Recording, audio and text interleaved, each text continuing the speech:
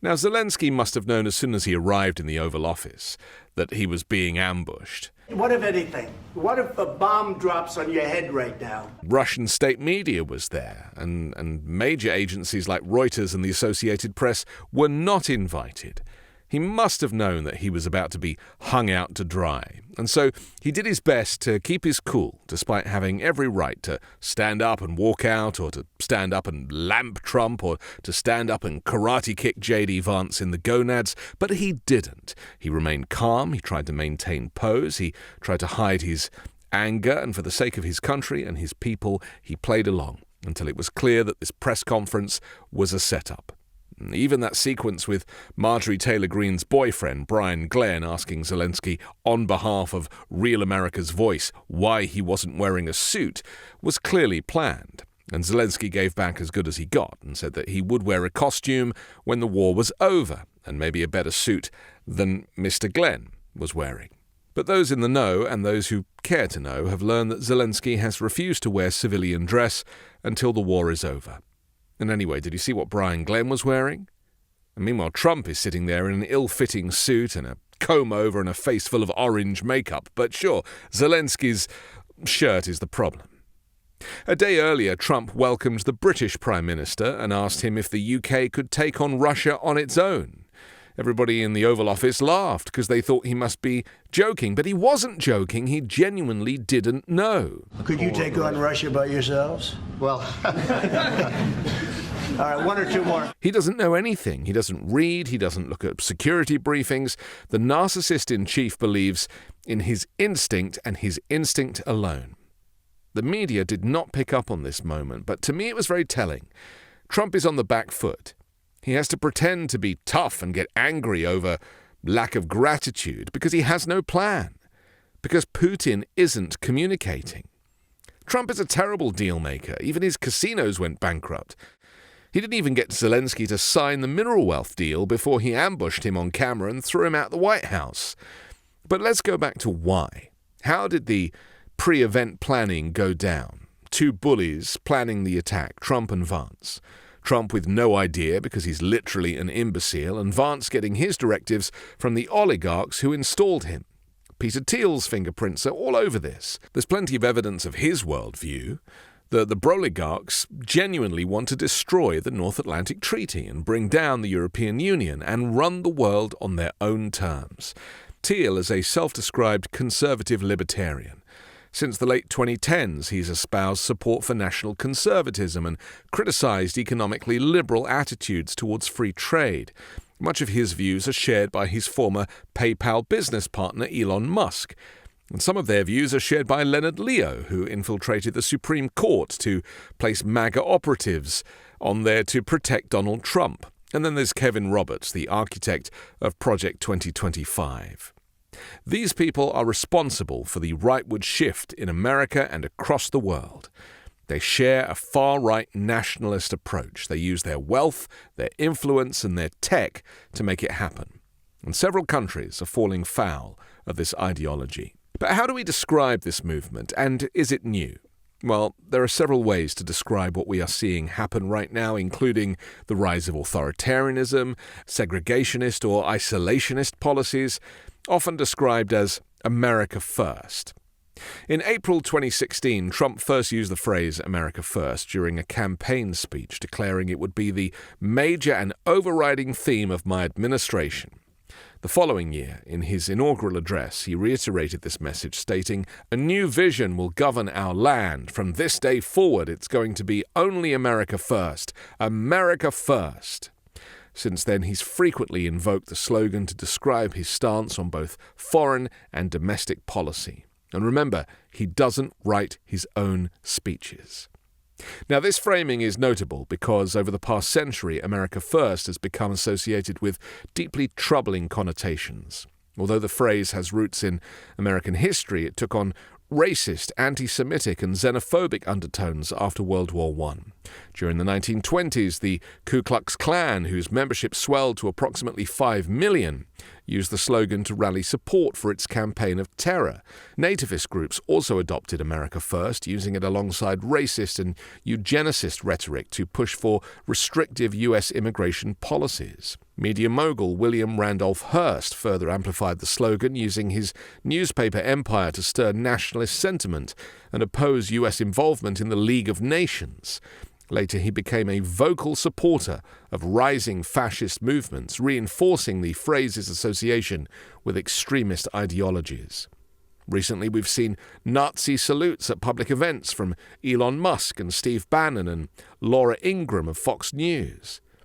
In 2016, video emerged of far-right activists celebrating Donald Trump's victory with Nazi salutes at a conference in Washington of the alt-right, a radical group that has dramatically risen in prominence in the last few years.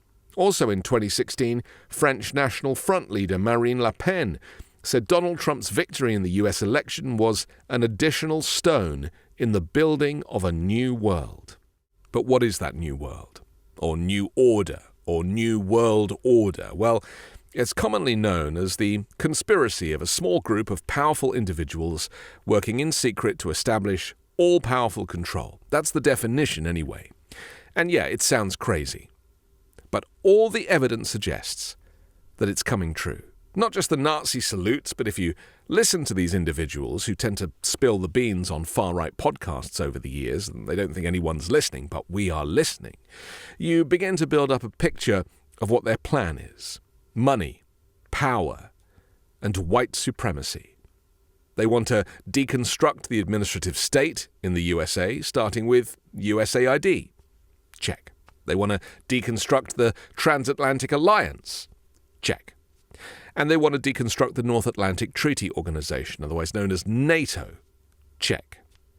J.D. Vance was never expected to wield significant influence as vice president. However, his central role in Friday's heated exchange between Trump and Zelenskyy, where he blended the aggression of a political enforcer with the manipulative cunning of a corporate strategist, could signal a major fracture in the long-standing alliance between the United States and Europe. During the meeting with Zelenskyy, it was Vance who struck first, provoking the Ukrainian president by accusing him of conducting propaganda tours to highlight the devastation caused by Russia's invasion. He said, "I think it's disrespectful to come into the Oval Office and try to litigate this in front of the American media." Vance's tone becoming sharper. "You bring people on a propaganda tour, Mr. President? Do you think it's respectful to come to the Oval Office and criticize the administration working to prevent your country's destruction?" This was not Vance's first major foreign policy intervention.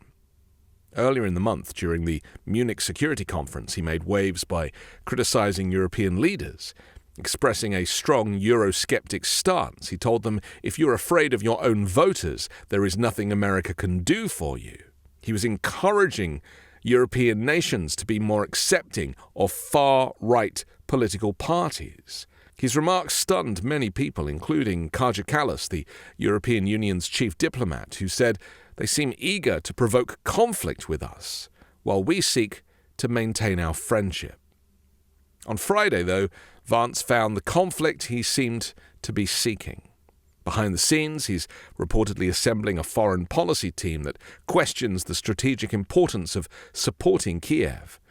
America is going to walk away from Ukraine, leaving Europe to fend for itself and in turn making the EU an enemy of the United States. It's all part of the plan. As Vance continues to shape U.S. foreign policy, getting his orders directly from Peter Thiel and arguably Vladimir Putin, his combative stance towards European allies and Ukraine suggests he has successfully manipulated Donald Trump towards a significant shift in America's global position, one that will reshape international relations for years to come. And let's not forget Trump's own appointed White House Deputy Chief of Staff for Policy and United States Homeland Security Advisor Stephen Miller, a far-right white supremacist and proponent of this New World Order concept. And his wife, Katie Miller, is a special government employee who functions as the top communications officer at DOGE. Doge, of course, run by Elon Musk with his back channels to Russia and his support of Vladimir Putin. Stephen Miller was a senior advisor in Trump's first term and an architect of the administration's anti-immigration platform, including advocating for the policy of separating migrant children from their families. I want to reiterate the point that Donald Trump himself doesn't have much to do with any of this. Trump needed to win the election to stay out of prison. With multiple prosecutions, indictments, legal cases pending, so much was hanging on his ability to win the election as a populist, which in turn would give these new world order broligarchs their opportunity to infiltrate the White House and the federal government. Trump just wants to play golf and take all the glory. He has no strategy other than presidential immunity. They needed him to get access to the purse strings. He needed their deep pockets to guarantee the election for him. Remember, I don't need your votes, we got plenty of votes? Trump had been assured that the disinformation campaign, the voter suppression in swing states, and Elon Musk's marketing push was a guaranteed win. And it was. They only needed a couple of percentage points to push Trump over the line. Musk had Twitter to drive the narrative. He had control of the election algorithm.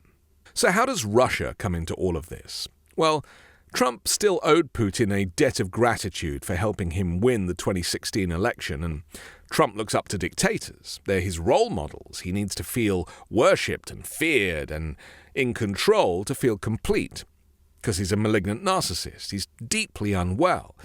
He'd sell out the entire country for personal loyalty and power.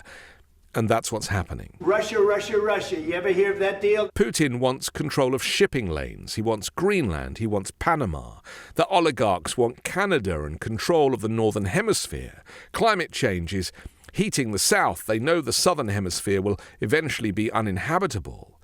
In November 2023, Brazil recorded its hottest temperature ever at 112.6 Fahrenheit. The Southern Ocean has absorbed 75% of the excess heat created by humans and 40% of the carbon dioxide. There's going to be massive climate migration and extreme poverty. Trump let slip during the Zelenskyy meeting that he and Putin went through a hell of a lot together during the Russia investigation. He's so dumb, he always says the quiet parts out loud. Let me tell you, Putin went through a hell of a lot with me. He went through a phony witch hunt where they used him and Russia. Russia, Russia, Russia. You ever hear of that deal? That was a phony Hunter Biden, Joe Biden scam. Hillary Clinton. So the new order is Putin, Musk, Thiel, J.D. Vance, along with the major tech billionaires taking control of the Americas against Europe. They've been planning this for decades. It seems far-fetched, but it's actually happening right now. This is why Trump wants Canada to be the 51st state. This is why Pete Hegseth is threatening Mexico with military action. This is why they fired the Joint Chiefs of Staff and replaced him with an unsuitable MAGA loyalist, because they are preparing for war. None of what we are experiencing is by accident. It's strategic. It's tyrannical. It's inevitable. Trump has been a vessel for this movement since the 1980s.